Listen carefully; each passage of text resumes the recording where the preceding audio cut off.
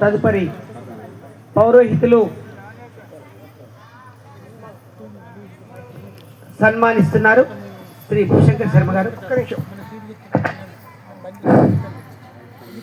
కళ్ళ పొంచి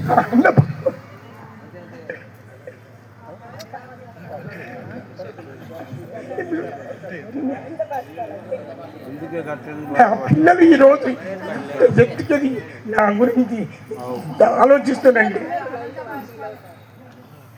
ఒక 15 సంవత్సరాల నుంచి నాకు తెలియకుండా నా యొక్క వివాహ వేడుకలు ఎంతో ఘనంగా జరుపుతున్నారు.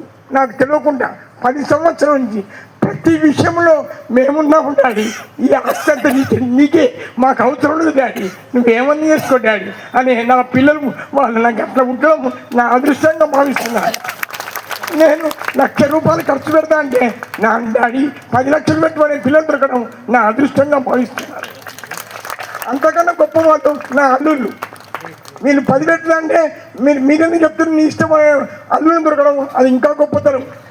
వాళ్ళు ఏం చేసినా ఏమన్నా ఏమన్నారు. కేవలం ₹1,00,00,000 ఖర్చు పెట్టి 12 దేశాలు తిప్పిన మంచి వ్యక్తులు, మంచి బుద్ధిగల బిడ్డలు.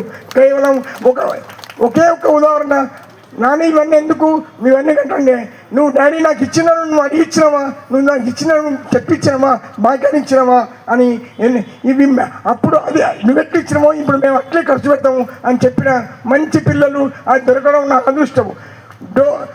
ఫారెన్లో రూట్లు తిరుగుతుంటే కనీసము డోర్ కూడా తీసుకొని ఇవ్వకుండా కారు డోర్ దిగేలా కూడా ఉండి నువ్వు డోర్ దిగేదని చెప్పే పిల్లలు. ఇప్పటి వరకు కూడా మా ఇంట్లో వస్తువులు ఏవి మేము కొనము, అన్నీ ఆన్లైన్లో కొరియర్ తీసి పెడతారు.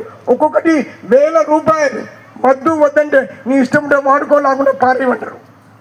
అంత ఉదాహరణము, అంత ప్రేమ, అంత ఆత్మ. ఒకటే ఒక ఉదాహరణము, మా అల్లుడు కొద్దిగా అన్నం ఉంటే ఎవరికి పెడతామంటే మా డాడీకి పెట్టాక నీకు పెడతా అంటే అది మళ్ళీ మొన్న రీసెంట్ రాధిక తెలుసు, మా మనవరాలు మా ఉన్నాడు, మమ్మీ నువ్వు నీకు ఎవరంటే ఇష్టం అంటే మా డాడీ అంటే ఇష్టం అని చెప్తాడు. ఇంత మంచి పిల్లలు నాకు పుట్టడం నా పూర్వజన సుకృతంగా భావిస్తున్నాను. చెప్పాలంటే ఒక 10 రోజులు చెప్పినా వాళ్ళు చేసి చెప్పను. ఇక దానికి తోడు నా ధర్మపత్ని.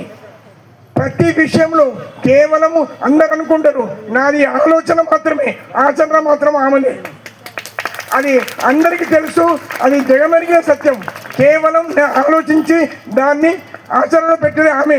ప్రతి విషయం నిమిషానికి ఇది చేసినామా, అది చేసినామా, అటుపోయినామా, ఇటుపోయినామా, వీళ్ళకి ఫోన్ చేసినా, వాళ్ళకి ఫోన్ చేసినా అనే గొప్ప మనసున్న వ్యక్తి.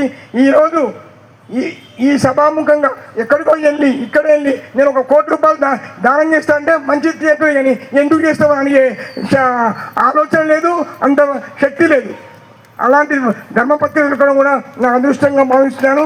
ఇక సమయం లేదు, ఎందుకంటే ఇంతకన్నా ఎక్కువ చెప్పలేను. Thank you. నా పిల్లలకు అన్నయ్య దగ్గరికి వెళ్తే ఫస్ట్ వాళ్ళ కూతుళ్ళ గురించి చెప్పిన తర్వాతనే వేరే విషయాలు మాట్లాడతారు. అనువనున వాళ్ళ ప్రేమ అమోఘం. నిజంగా అలాంటి కూతుళ్ళను ఆ రకంగా తయారు చేసిండు అందరికీ.